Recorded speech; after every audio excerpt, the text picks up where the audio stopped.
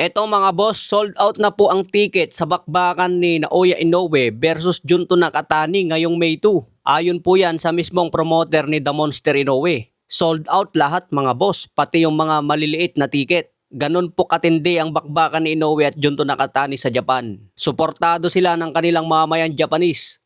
Dito kaya sa Pilipinas kapag may ganyang event, suportado din kaya ng mga Pinoy. Mahirap kasi dito sa Pilipinas, mas maraming fans sa basketball. Mas bumibili sila ng ticket makapanood lang ng basketball kaysa boxing. Pero pansin nyo, sa Olympics o sa Southeast Asian Games, sa boxing tayo bumabawi ng medal. Mas marami tayong medal mula sa boxing kumpara sa basketball. Kaya ang ibig sabihin niyan, mas may panlaban tayo sa boxing sports kumpara sa basketball pagdating sa ibang bansa. Yan po ang realidad mga boss. Kaya abangan ang bakbakan ni Nakatani at Inoue mga boss. Sabi ni Terence Crawford, magandang laban ito. 50-50 fight.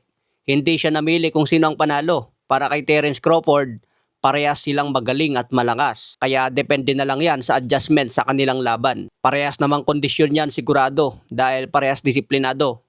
Kaya nakadepende na talaga yan sa mismong laban kung sino ang makauna, kung sino ang mas maganda ang timing.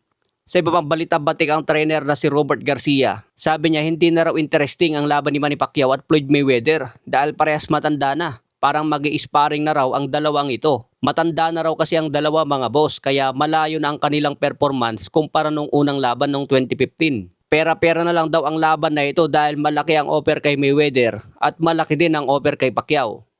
Kaya parehas daw sila makikinabang pagdating sa pera. Pero pagdating sa mismong laban, hindi na raw ito interesting. Sa ibang banda naman, nagharap na rin kanina si Marlon Tapales at Oguni. Bakbakan na po ngayong April 3 sa Japan.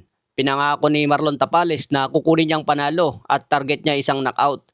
Kung makakita daw siya ng butas na kaya nang tapusin si Oguni, tatapusin niya. Matatandaan na naging tabla ang laban ni General Casimero kay Oguni. Kaya ngayon gusto nang tapusin ni Marlon Tapales itong si Yukinori Oguni.